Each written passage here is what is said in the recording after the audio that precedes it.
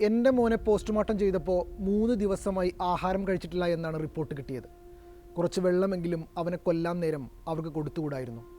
ഞാൻ അവനെ പഠിപ്പിക്കാൻ വേണ്ടിയാണ് ഈ പ്രായത്തിലും ഗൾഫിൽ പോയി ജോലി ചെയ്യുന്നത്.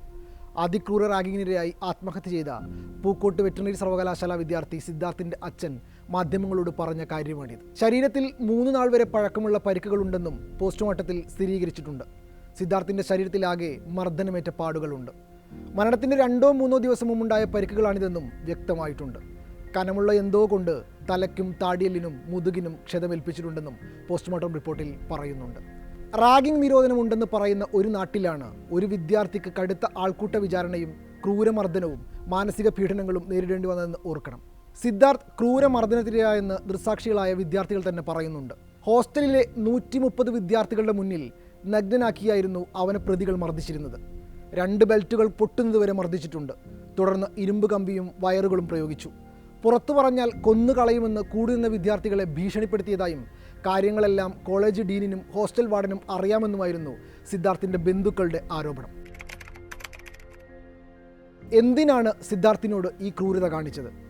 വാലന്റൈൻസ് ദിനത്തിലാണ് പ്രശ്നങ്ങളുടെ തുടക്കം.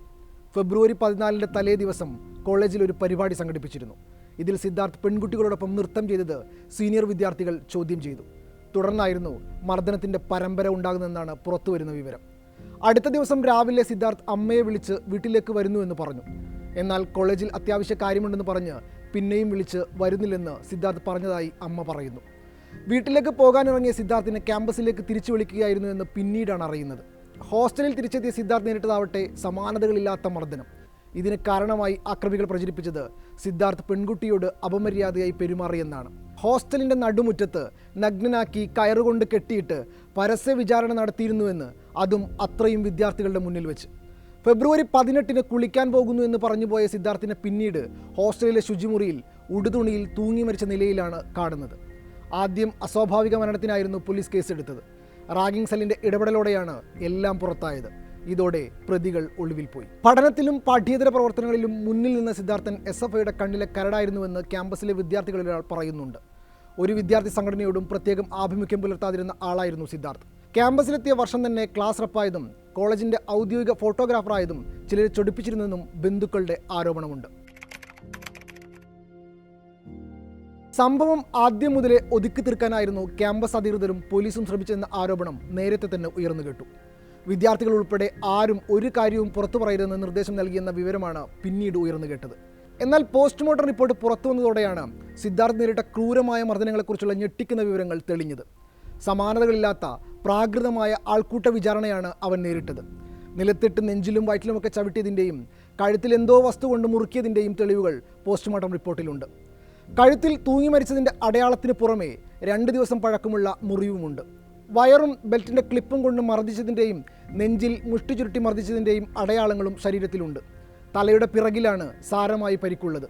ഇത് പിറകിലേക്ക് തള്ളിയിട്ടതിൻ്റെ ഭാഗമാകാമെന്നാണ് നിഗമനം. ഈ റിപ്പോർട്ട് കൂടി പുറത്തു വന്നതോടെയാണ് സിദ്ധാർത്ഥിൻ്റെ മരണം ആത്മഹത്യയല്ല കൊലപാതകമെന്ന് കുടുംബം ആവർത്തിക്കുന്നത്. സീനിയർ വിദ്യാർത്ഥികളും സഹപാഠികളും ചേർന്ന് കൊന്നു കെട്ടിത്തൂക്കിയതാണെന്ന് അച്ഛൻ ജയപ്രകാശ് പറയുന്നു. മുഴുവൻ പ്രതികളെയും ഉടൻ പിടികൂടിയില്ലെങ്കിൽ പ്രതിഷേധത്തിന് ഇറങ്ങുമെന്നും ആ അച്ഛൻ പറയുന്നുണ്ട്. മകന് നീതി കിട്ടുന്നതിന് വേണ്ടി ഏതറ്റം വരെ പോകാനും തയ്യാറാണെന്ന് അമ്മ ഷീബയും പറയുന്നു. കോളേജിൽ സജീവമായതിനാൽ മകനെ ചില സീനിയർ ജൂനിയർ വിദ്യാർത്ഥികൾക്ക് ഇഷ്ടമായിരുന്നില്ല. SFIയിൽ ചേരാത്തതിൻ്റെ പ്രശ്നങ്ങളും അവൻ നേരിട്ടിരുന്നു. തൻ്റെ മകൻ ഒരിക്കലും ആത്മഹത്യ ചെയ്യില്ല, അവൻ എല്ലാവർക്കും അത്ര പ്രിയപ്പെട്ടവനായിരുന്നു. ഇത് പറയുമ്പോൾ ആ അമ്മയുടെ ശബ്ദം ഇടറുന്നുണ്ടായിരുന്നു. സിദ്ധാർത്ഥിനെ അതിക്രൂരമായ റാഗിങ്ങിന് വിധേയമാക്കിയതും ആൾക്കൂട്ട വിചാരണ നടത്തിയതും കോളേജ് യൂണിയൻ നേതാവും SFI യൂണിറ്റ് സെക്രട്ടറിയും ചേർന്നത് എന്നതാണ് ആശ്ചര്യം.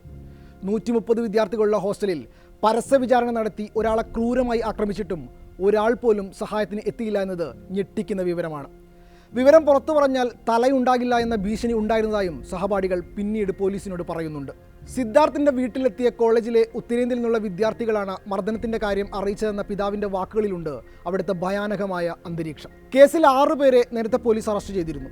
ബത്തേരി സ്വദേശി ബിൽഗേറ്റ് ജോഷോ, ഇടുക്കി സ്വദേശി അഭിഷേക് S, തിരുവനന്തപുരം സ്വദേശി ആകാശ് SD, തൊടുപുഴ സ്വദേശി ഡോൺസ് ഡായ്, തിരുവനന്തപുരം സ്വദേശി രഹൻ ബിനോയ്, തിരുവനന്തപുരം സ്വദേശി ശ്രീഹരി RD തുടങ്ങിയവരെ ജാമ്യമില്ലാ വകുപ്പ് പ്രകാരമാണ് അറസ്റ്റ് ചെയ്തത്. ആൾക്കൂട്ട വിചാരണയിലടക്കം പങ്കെടുത്തിരുന്നവരാണ് ഈ 6 പേരും. ഇവരെല്ലാവരും സിദ്ധാർത്ഥിനെ മർദ്ദിച്ചതായും കണ്ടെത്തിയിട്ടുണ്ട്.